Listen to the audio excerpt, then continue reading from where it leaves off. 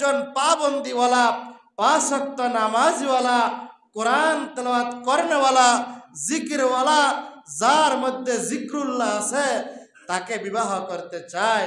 কিন্তু আমাদের সমাজের যুবকদের হালত এমন, আমাদের আব্বা আম্মাদের হালত এমন, দিন তো দেখেই না, 1 নাম্বার দেখে এটা কি টাকা, 1 নাম্বার কি টাকা, এরপরে সৌন্দর্য।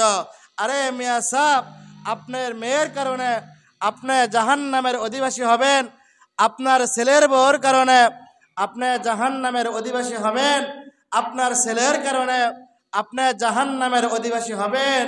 এটা অন্যদিকের আলোচনা। এই জন্য যখন মেয়ে আমরা বিবাহ দিব, দেখবো ছেলের দিন আছে কিনা। ছেলে যখন বিবাহ করাইব, দেখবো মেয়ের দিন আছে কিনা। জোরে বলেন ঠিক কিনা। ভাইরা আমার, হযরত হাসান বসরি রহমাতুল্লাহ আলাইহি রাবিয়া বসরিকে বিবাহের প্রস্তাব পাঠাইলেন। রাবিয়া বসরি ডাক দিয়া বলে, ও হাসান, আপনি তো জমানার একজন বুজুর্গ মানুষ, আমি আপনার সাথে বিবাহ বসতে রাজি। তবে আপনার সাথে যে আমি বিবাহ বসবো, এর জন্য কয়েকটা শর্ত আছে। জোরে বলেন আল্লাহু আকবার। 1 নম্বর শর্ত, হাসান, এই দুনিয়া থেকে আমি একদিন বিদায় নিয়ে যাব। মহান আল্লাহ রাব্বুল আলামিনের ডাকে সাড়া দিয়ে আমি কবরের মধ্যে দাখিল হব, কবরের মধ্যে প্রবেশ হব। ওগো হাসান, আপনি যদি আমাকে কয়েকটা শর্তের গ্যারান্টি দিতে পারেন, অবশ্যই অবশ্যই আপনার সাথে আমি বিবাহ বসবো। কি ব্যাপার? বলে, ওগো হাসান, মৃত্যুর সময় আমার জবানের মধ্যে কালিমা নসিব হবে কিনা। জোরে বলেন আল্লাহু আকবার। যদি মৃত্যুর সময় আমার জবানের মধ্যে কালিমা নসিব হয়, আর যদি এই গ্যারান্টি আপনি দিতে পারেন, তাহলে আমি আপনার সাথে বিবাহ করব। হযরত হাসান রহমাতুল্লাহি আলাইহি ডাক দিয়া বলে, ও গো রাবিয়া, মৃত্যুর সময়, ও গো রাবিয়া, মৃত্যুর সময় যখন কালিমা নসিব হবে কিনা, এটা আমিও তেমন ভালো কইরা জানি না। ও রাবিয়া, আমি তোমার এই কথার উপরে কোনো শর্ত দিতে পারি না। 2 নাম্বার প্রশ্ন হলো, ওগো হাসান,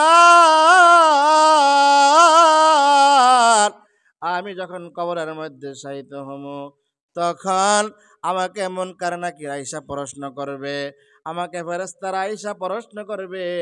ফেরেশতারা যদি আমাকে প্রশ্ন করে, আমি কি ফেরেশতাদের প্রশ্নের উত্তর সঠিকভাবে দিতে পারবো কিনা। জোরে বলেন সুবহানাল্লাহ। হযরত হাসান রাহমাতুল্লাহি আলাইহি ডাক দিয়া বলে, ও রাবিয়া, যখন আমার মৃত্যুর কথা স্মরণ হয়, তখন আমি নিজেই অচেতন হয়ে যাই, তখন আমি নিজেই পাগল পারা হয়ে যাই, তখন আমি নিজেই বেহুশ হয়ে যাই। ও রাবিয়া, মৃত্যুর পরে কবরের মধ্যে যখন আমাকে প্রশ্ন করা হবে, সেই চিন্তায় তো আমি ঠিক মতন ঘুমাই না। আমি তোমার তোমার তোমার শর্তে আমি আবার কিভাবে শর্তায়িত হয়। ও রাবিয়া, না না, আমাকে যখন কবরের মধ্যে শোয়ানো হবে, আমাকে যদি প্রশ্ন করা হয়, আমি উত্তর দিতে পারবো কিনা, সেই চিন্তায় তো আমি বাঁচি না। সেই চিন্তায় আমি ঠিক মতো ঘুমাই না, সেই চিন্তায় আমি খাবারও খাই না। ও রাবিয়া, না না, আমি তোমার সাথে কথা দিতে পারি না।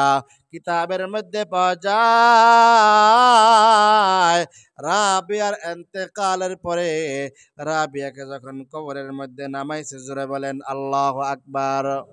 জোরে বলেন না আল্লাহু আকবার। রাবিয়াকে যখন কবরের মধ্যে নামাইলো, রাবিয়াকে কবরের মধ্যে নামানোর পর ফেরেশতারা রাবিয়াকে জিজ্ঞাসা করে, মার রব্বুকা। রাবিয়া চুপচাপ রাবিয়াকে জিজ্ঞাসা করো আমান দিনুকা। রাবিয়া চুপচাপ। রাবিয়াকে জিজ্ঞাসা করে আমার নাবিয়ুকা। রাবিয়া কোনো জবাব দেয় না। উল্টা ফেরেশতাদেরকে রাবিয়া জিজ্ঞাসা করে, বলে তোমরা কোথায় থেকে আসছো? বলে আমরা আসছি আল্লাহ রব্বুল আলামিনের পক্ষ থেকে। আল্লাহ রব্বুল আলামিনের পক্ষ থেকে আসছো? কত দূর সময়, কি লম্বা সময় পাড়ি দিয়া আমার কাছে আসছো?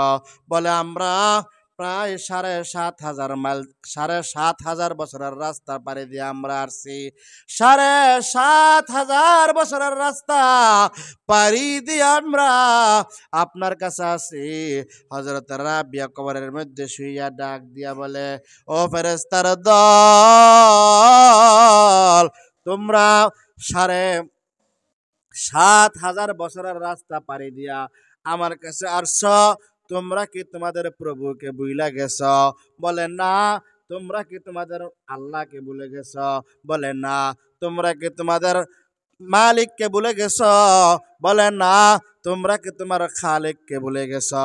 এবার রাবিয়া ডাক দিয়া বলো, ফেরেশতার দল, তোমরা ৭ আসমান ৭ জমিন পাড়ি দিয়া এরকম ৭,৫০০ বছরের রাস্তা পাড়ি দিয়া তোমরা আমার কাছে আসছ। তোমরাই তো তোমাদের রবকে ভুলো নাই, তোমরা তোমাদের মালিককে ভুলো নাই। তোমরা এবার জবাব দাও, তোমরা ৭,৫০০ বছরের রাস্তা পাড়ি দিয়ে আমার কাছে আসছ, তোমরা তোমাদের মালিককে ভুলো নাই, তোমরা তোমাদের আল্লাহকে ভুলো নাই। আর আমি ৩.৫ হাত মাটির নিচে আইসা কিভাবে আমার রবকে ভুলে যায়? জোরে বলেন সুবহানাল্লাহ। দেখছেন, রাবিয়াকে তিনটা প্রশ্ন করা হয়েছিল। মার রব্বুকা, তোমার রবকে। অমান দিনুকা, তোমার দিন কি? অমান নাবিয়ুকা, তোমার নবীকে। রাবিয়া চুপচাপ কোনো উত্তর দেয় নাই। রাবিয়া পাল্টা ফেরেশতাদেরকে জিজ্ঞাসা করছে, ও রাবিয়া, ও ফেরেশতার দল, তোমরা কি ৭,৫০০ মাইল দূর থেকে আইসা তোমরা তোমাদের মালিককে ভুলো নাই? আর আমি রাবিয়া ৩.৫ হাত মাটির নিচে আইসা আমি আমার মালিককে ভুলে যাবো? জোরে বলেন না আল্লাহু আকবার। মুহতারাম হাজিরিন, আমাদের মা বোনেরা মনে করে যে নামাজ কালাম এটা সব বেড়া মানুষের কাজ। নামাজ কালাম কিসের কাজ? জোরে বলেন। নামাজ কালাম সব কিসের কাজ? সব বেড়া মানুষের কাম। মহিলা মানুষের কি নাই? তেমন নামাজ কালাম নাই, তেমন ইবাদত বন্দেগী নাই। অথচ ইতিহাসের কিতাব প্রমাণ করে, বাইরে যায় তো আওয়াজটা নাকি কইতেছি দেখা করে, যদি না যায় তো কেমন হইব? হ্যাঁ, ইতিহাস প্রমাণ করে আল্লাহর নবী, বিশ্ব নবী মুহাম্মদুর রাসূলুল্লাহ সাল্লাল্লাহু আলাইহি সাল্লাতু ওয়াসসালামের উপরে যখন কোরআন নাজিল হলো, আল্লাহর পয়গম্বরকে যখন এরকম ভাবে দাওয়াত দেওয়ার জন্য আদেশ করা হলো, সর্বপ্রথম একজন মহিলা আম্মাজান খাদিজা রাদিয়াল্লাহু তাআলা আনহা সর্বপ্রথম ইসলাম গ্রহণ করেছিলেন। জোরে বলেন আল্লাহু আকবার। সর্বপ্রথম একজন মহিলা ইসলাম গ্রহণ করেছে। কিন্তু আমাদের সমাজের মা বোনেরা মনে করে যে এই নামাজ এটা আমাদের জন্য না, ওয়াজ নসিহত আমাদের জন্য না, জিকির আজকার আমাদের জন্য না। অথচ ইসলামের মধ্যে সর্বপ্রথম একজন মহিলাই আম্মাজান খাদিজা রাদিয়াল্লাহু তাআলা আনহা ইসলাম গ্রহণ করেছেন। জোরে বলেন আল্লাহু আকবার। শুধু তাই নয়, এই ইসলামের জন্য, দ্বীনের জন্য, ইসলামকে প্রতিষ্ঠিত করার জন্য, দ্বীনের ডান্ডাকে উঁচু করার জন্য, নবীর আশিক হইয়া, নবীর মহব্বতে পাগল হইয়া, নবীকে সন্তুষ্ট করার জন্য, আল্লাহকে সন্তুষ্ট করার জন্য সর্বপ্রথম একজন মহিলাই ইসলামের জন্য শহীদ হয়েছেন। জোরে বলেন না আল্লাহু আকবার।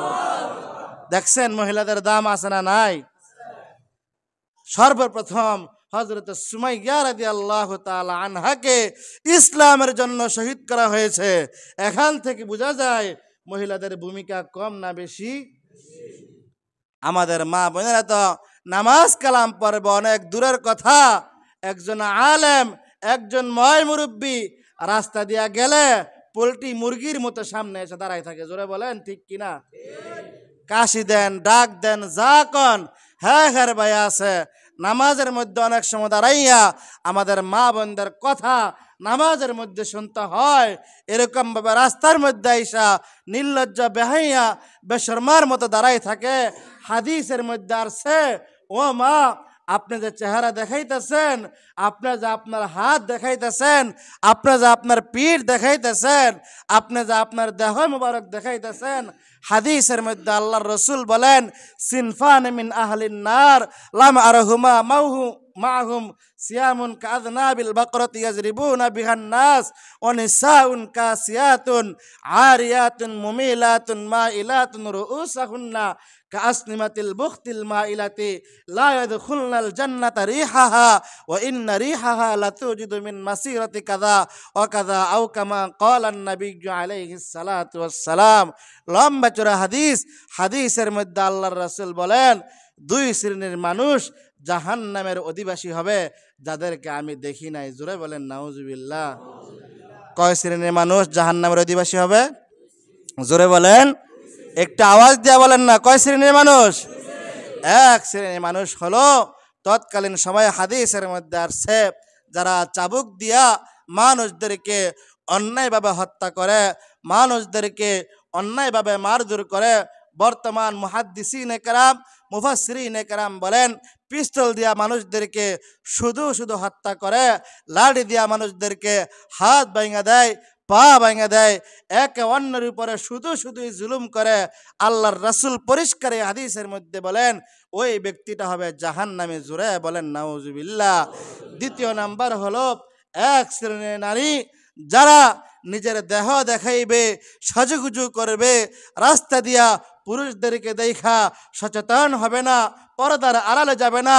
শুধু তাই নয়, কিছু মহিলাদের হালত এমন হবে, তারা রাস্তা দিয়া সাজুগুজু করে হাঁটবে এবং হাতের এই বাহুগুলা ঝুলাইবে, মাজা ঝুলাইবে।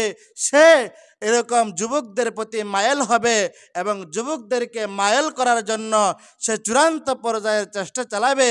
আল্লাহর রাসূল বলেন, এই দুই শ্রেণীর মানুষ তো জান্নাতে যাবে অনেক দূরের কথা, জান্নাতের গ্রাণও পাবে না, অথচ জান্নাতের গ্রাণ মালকি মাল দূরে যায়। জোরে বলেন না আল্লাহু আকবার। মুহতারাম হাজিরিন, এই জন্য মা বোনদেরকে উদ্দেশ্য করে বলবো, আমাদের এখানে একটা মসজিদটা একটু মহল্লার ভিতরেই, এই জন্য মসজিদের ডানে বামে আলেম ওলামা থাকে, মসজিদের ইমাম সাহেব থাকে, ময় মুরব্বী থাকে। এরকম ভাবে যখন অনেক সময় বাড়ির কথার আওয়াজ মসজিদের ভিতরে চলে আসে, এটা আমাদের জন্য খুব লজ্জাজনক, খুব লজ্জাজনক। রাস্তা দিয়ে হাইটা যায়, বলে কোমর বেশ, পেট বেশ, মলম লাগায়, বড়ি খায়, কিছুই ভালো হয় না। এটা নামাজের মধ্যে থেকে শোনা যায়, এটা আমাদের জন্য লজ্জাজনক। আমি আরো বিনীতভাবে অনুরোধ করব, আপনারা এই মাঠের মধ্যে যত পারেন কম আসবেন, যত পারেন কম আসবেন। অনেকে আবার মনে মনে বলবেন, হুজুর আপনার কি মা বোন নাই? আমার মা বোন 100 বার আছে। আমার মা বোন কি আছে? 100 বার আছে। অনেকে বলে, হুজুর আপনার মন ঠিক থাকলে তো সব ঠিক। আরে ভাই, আপনি বলতেছেন আমার মন ঠিক থাকলে সব ঠিক, তাহলে কি আপনি কোরআনের বিরুদ্ধে কথা বললেন, হাদিসের বিরুদ্ধে কথা বললেন? আমি তো এখানে, আমার মায়ের বয়সে অনেক আছে, আমার বোনের বয়সে অনেকেই আছে। আমি তার চেহারা যদি সারাদিন তাকাই থাকি, আমার তো কোনো খারাপ দৃষ্টি যাবেই না, বরঞ্চ যদি খারাপ দৃষ্টি যায় তাহলে জিনার গুনাহ হবে। কি হবে? জোরে বলেন, যদি খারাপ দৃষ্টি যায় কিসের গুনাহ হবে? জিনার গুনাহ হবে। আর যদি আপনি এক নজর দেখেন তাহলে বেপরদার গুনাহ হবে, বেপরদার গুনাহ হবে। আর বেপরদার গুনাহ হইল কবিরা গুনাহ। আল্লাহর রাসূল বলেন, যে ব্যক্তি একটা কবিরা গুনাহ করে, একটা কবিরা গুনার বদৌলতে 7000 বছর জাহান্নামের আগুনের মধ্যে জ্বলতে হবে। জোরে বলেন নাউজুবিল্লাহ। জোরে বলেন না নাউজুবিল্লাহ। আমারে দেখছেন নি কোনো সময় রাস্তা দিয়ে হাঁটতে? দেখছেন কোনো সময়? এই পর্যন্ত কেউ বলতে পারবেন কোন একজন মহিলার সাথে আমি কথা বলছি? জোরে বলেন না কেন, কেউ বলতে পারবেন? মসজিদ টু রুম। আমার অনেক সময় অনেক কষ্ট হয়, সারাটা দিন আসরের নামাজের পরে সারা বছর আমি রুম হইতে বসে থাকি, জোরে বলেন ঠিক কিনা? আমি কি মিথ্যা কথা কইতাছি? আমার কি মনটা চায় না একটু সভাপতি সাহেবের লগে গিয়া চা হোস্টেলে চা খাই, একটু ফানাউল্লাহ ভাইয়ের লগে যাই, একটু মনির ভাইয়ের লগে কালীবাড়ি গিয়ে আড্ডা দেই? আমার অন্তরাম দেখছেন কেউ এদিকে যাইতে? জোরে বলেন না কেন? আমার মনটা চায় একটু যাইতে, কিন্তু আমি যে এখান থেকে চা হোস্টেলের মধ্যে যাবো, চা হোস্টেলে যাইতে আইতে যদি 2 জন কইরা মহিলা আমার চেহারার সামনে পড়ে, আওয়াজ হয় কয়জন? 4 জন। আওয়াজ হয় কয়জন? এরকম যদি 30 দিন আওয়াজ আওয়া করি, ডেলি যদি 4 জন হয়, কয়জন মহিলা হইব আমার চোখের সামনে? হ্যাঁ, 120 জন মহিলার চেহারা যদি আমি এরকম চা হোস্টেলে গিয়া দেখি, তাহলে আমার পিছে আপনাকে নমাজ হইব নি? জোরে বলেন। এই জন্য মা বোনেরা, আপনারা একটু সচেতনবান হন, একটু আপনারা আল্লাহকে ভয় করেন, আপনি একটু ফিকির করেন। আপনার ফিকিরের মাধ্যমে সব কিছুর সমস্যা সমাধান হয়ে যাবে। আমরা যারা ঘরওয়ালা আছি, আমরাও আমাদের মা বোনদেরকে বলবো, কারণ আপনার বিবির কারণে যদি একটা পুরুষ কবিরা গুনার অধিকারী হয়, আপনার মেয়ের কারণে যদি একটা পুরুষ কবিরা গুনার অধিকারী হয়, আপনার বোনের কারণে, আপনার মায়ের কারণে, আপনার পরিবারের কারণে যদি একটা পুরুষ কবিরা গুনার অধিকারী হয়, সেখান থেকে আপনি পার্সেন্টেজ কিছু পাইবেন তো নাকি? পাইবেন না।